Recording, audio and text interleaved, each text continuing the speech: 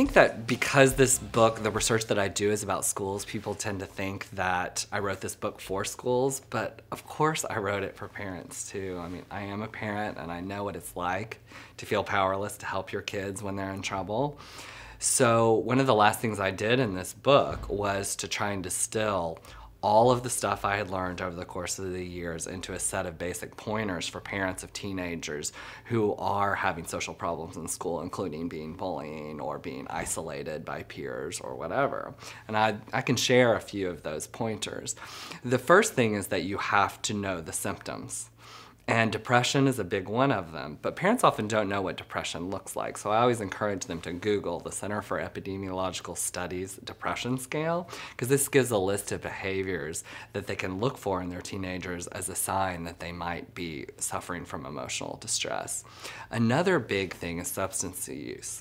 Smoking pot, drinking. This is something that parents often gloss over actually, because they say, oh, it's just teenagers being teenagers. But it can also be a sign of trouble, a sign that they're in trouble and that action needs to be taken. And then there's academic disengagement, so skipping school, cutting classes, withdrawing from the daily processes of school.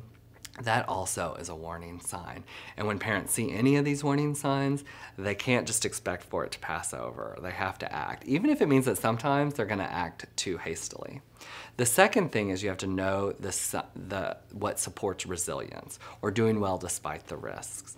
So niche selection is this really fancy sounding phrase that means something very simple, which is helping teenagers find their niche or find their place. That could be a sport, a talent, an activity, a club, volunteering, something where they're going to connect to other kids who are like them and find kindred souls and also give them a sense of accomplishment in the process. And then there's the web. And that can be both a good thing and a bad thing in teenagers' lives. And when it becomes a bad thing, like when the high school peer culture and bullying follows kids home, that can be very distressing for parents. But they can't have kids turn it off because that just doesn't work. They can't ban it. So another way to do things is to try and teach kids to more effectively use the new media. And as a starting point for this, I always tell parents, just get online with your kids for an hour and figure out what their online lives look like as a means of turning the web into a context of healthy development as opposed to a place of social problems. And then the third thing is that parents can know that they are able to make demands of schools.